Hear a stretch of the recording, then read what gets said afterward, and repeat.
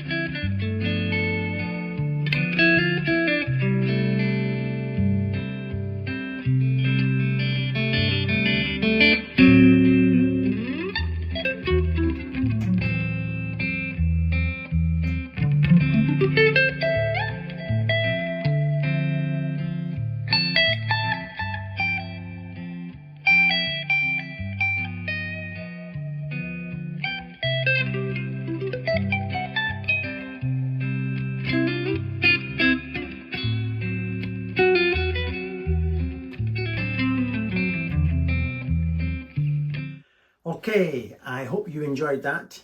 I'm currently addicted to my Jazzmaster.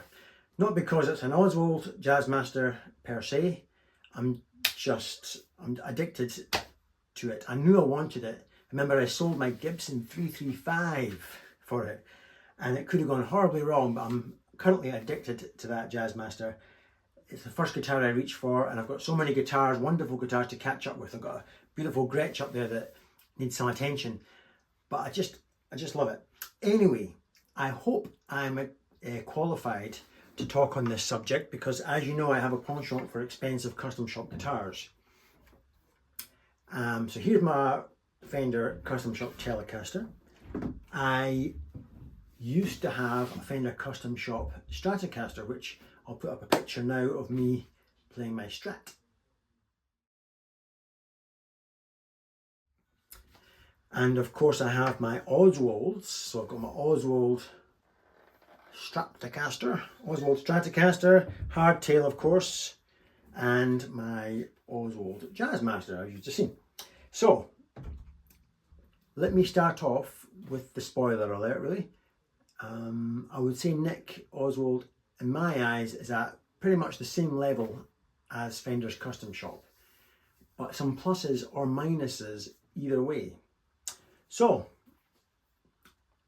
here's my honesty. Every Fender custom shop I've ever tried, and I have tried them in guitar shops, I've tried a custom shop Jazzmaster, that was great, and various other things. Every custom shop I've tried is just great. It feels special, it feels expensive, everything works, the nuts are cut great, the pots are great, the relican is very authentic looking. I'm reading from my little list here. The fingerboard edges are lovely and rolled. In fact, talking about that, on camera, let me just, this is my Telecaster. This is sublime. I would say this is where maybe the custom shop beats Nick, or maybe Nick just deliberately doesn't roll his edges as much, because the downside of rolling your fingerboard edges is that your strings fall off the neck. So there's a subjective opinion with that. This is sublime. Somebody spent real time on this. It feels old, that neck. It feels like a fossil. Let me feel this. Straight away, now it could be because these frets are tall, narrow. These are much lower jumbo type stuff. So straight away, you're aware of the frets more. And I definitely don't think this is rolled to nearly the extent as the Fender. But there's no sharpness and there's no inconsistency when I take my fingers up the neck. So again, Nick spent a lot of time on that to his preference or his standard. Let me try the Jazzmaster. I haven't done this yet with the Jazz. See, I'd say that feels even better, but that could be just because the frets are jumbos and not tall, narrow. Tall narrow, of course, is more in keeping with a genuine 54 Strat. Again, no inconsistencies. Nick has taken great care in this. This feels very expensive, but I'm going to give it on this round to the custom shop. The edges of that board is just feel old. It's great. The case with Fender Custom Shop, you get this beautiful case. You get the whole experience by lifting the case and the smell, the certificate, the case candy. It's great. You'll never regret getting a custom shop if you can afford it. The price, ridiculous. It's crazy money now. I mean, I bought this back in 2017 on a deal, £2,395 or whatever it was. Now you're looking at, I don't know, £3.5 grand UK pounds, whatever it is, and then upwards of that. My Strat, I think, was 2,600 UK pounds custom shop Strat. But can I say my Telecaster? Oh, by the way, I'm going to be playing a bit of the Strat in a minute. The Telecaster only became magnificent after I changed the pickups. Now maybe that is just a preference thing. It came with a more low wind pickup, but I was always a bit underwhelmed with the tone of the Telecaster. Great for twang, but I've fallen in love since I've got the Seymour Duncan quarter pound in the bridge and the bare knuckle Stormy Monday in the neck.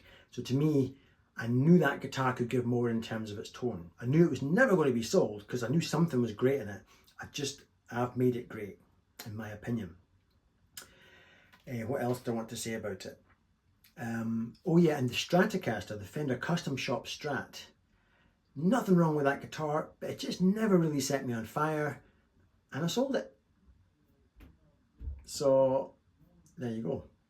Now the Oswald, I'd say my two Oswalds are equally as good on all the above points, perhaps with the rolling of the edge. I like a rolled edge, and I don't think Nick either believes in that to the same extent or whatever, but it doesn't bother me. It's still a wonderful, expensive feeling neck and a great finish job. I like the rolling on the Fender.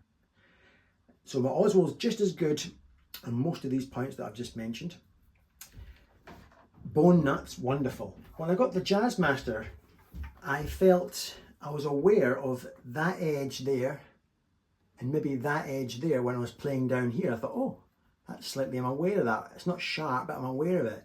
And I looked at the excess amount of material. I thought, well, I could just take a bit of that off and just slope the edges a bit, which I did, and I'm now a lot happier. I wouldn't say it was a finishing flaw, it was just my preference. So it made me look back at the Strat, and that's already done. So I feel that was a better job on the nut, but that's it about the nut. There's nothing in the way that the nut is cut that's bad. It was just my preference on the edges, just to satisfy my OCD. But here's the thing. Straight out the box, both Oswalds were magnificent. I am not remotely tempted to change pickups or pots, nor am I ever feeling like I would ever want to sell them. I've completely bonded with them from day one. Now, why is that? Maybe, and I've just got my wee list here, I'm just looking back to, so maybe Nick chose the best cuts of wood for me. Maybe he has a great store of wood, I don't know. Or maybe he just knows how to match pickups to a particular block of wood. Or maybe he was particularly careful in building for me because of a little bit of exposure on my YouTube channel. I don't know. Or maybe it's just because I got exactly what I spec'd, and so there's a level of excitement, like a kid at Christmas getting exactly what you ask for. So I don't know, but my goodness, I love them both. So in some ways, in my experience, Nick is maybe closer to a master builder. I don't know. Or maybe that's not fair to say, because a master builder's fit and finish would be up there with no real rivals, I suppose. But in terms of how I bonded with the guitars, I just love both Oswalds straight out the box. His subtle relicking is incredible. I mean, I sometimes just look at this Stratocaster and how the paint seeps into the grain. I'll do some close-ups in a minute. The back is a work of art. I know he uses a stone. I just love the relicking on my guitars. This is a very different type of relic. This is much less, but again, there's lots of cracking in the lacquer. I'll do a proper thing. Look at the back of look at the roasting. Oh, it's just great. I love it. And the price, of course, is a relative bargain. I think I paid 1,400 euros was his price. Sorry, there's a cat underneath the dressing gown here. Are you coming out? You know, you're just happy, right? It's 1,400 euros a while back, because I got this one a wee bit longer ago. Jazzmaster was more expensive by its build. It's a more complicated build. So I think he charges just over 2 grand in euros for this. And I'll have to be honest, he paid for my mastery trem system, which would have bumped it up again. He paid for that as a thank you for the exposure he's gotten on my channel. That doesn't mean I feel obliged to say nice things. It's just, that's the fact. So I'm very, very grateful to Nick for paying for my mastery, and I love the mastery trem system.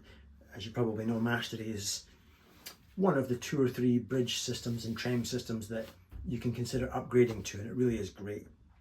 So I'll babble more in a minute, and I'll do a close-up in a minute of the guitars, but let's have a quick break for some Stratocaster magic, right? Oops, that's it devalued.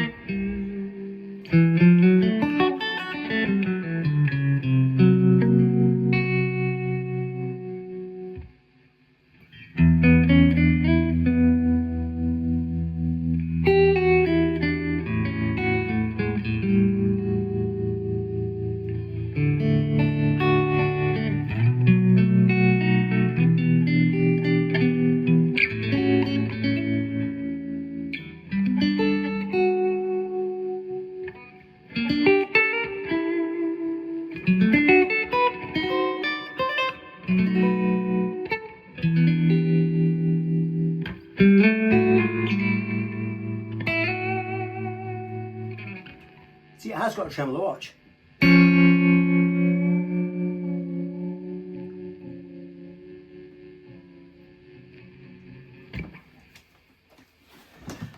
Hope you like that. Just before we go and look at a close-up of these guitars, just a quick mention, the hardware used in Fenders goes without saying, awesome. In the Oswalds, it uses Goto high wood saddles if you're looking at a Stratocaster, so there's no cutting your hand there. Awesome, love that about the Strat. CTS pots, as you would expect from Nick, ordnance drop capacitors, something called OAK switches. What's that? I've heard of Switchcraft, he's using OAK. Don't know what that is, but they feel top quality and expensive. Nick's website and his photo gallery, I'm not overly, when you look at Nick's website, I don't know if it does him justice. There are some other makers I'll mention, Fraser for example in the UK. Maybe he's just a great photographer, this Fraser guy. But you look at his pictures and you're excited just looking, especially if you like relicking. He's a great photographer. I don't feel I get the same when I look at Nick's website, but when I get Nick's guitars, wow. I guess the same goes for Nick's photo gallery on his Instagram account. Great stuff, and yet when you look at Fraser's Instagram and a few others, you think, wow, these people really know how to take photographs and sell their guitars. What else can I say? The weight. Obviously, if you buy a Fender custom shop, you just get it. It's great. The wait is torturous. When you're waiting for an Oswald, it's taking longer and longer and longer as the guy gets more and more popular and more well known. It's painful, but it's a test in your human character, I guess. But basically decide it's going to be a year. Never used to be, but just decide it's going to be a year. I think, was it maybe 9 months to the day, 10 months to the day on the Jazzmaster, a bit less for the Strat. But yeah, prepare yourself, and that's hard. What else? The resale of an Oswald. No idea, but I doubt it would compare to the resale of a custom shop. One last thing, do your research. I won't mention any names, but there is a maker of guitars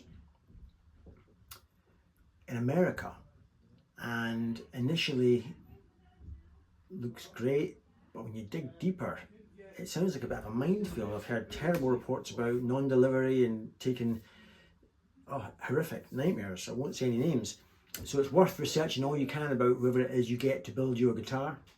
Thankfully, I've not heard any bad things about Nick, and Nick's been great for me. What else can I say?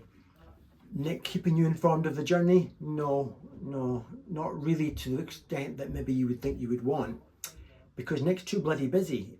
It'd be wonderful to have, say, oh, that's it, Paul, we're 2 months in and I'm going to select the body to it. No, you're not going to get any of that, which is even more torturous. It'd be nice if he did, but I can understand why he's not got the time to be babysitting every single customer all the way along the journey.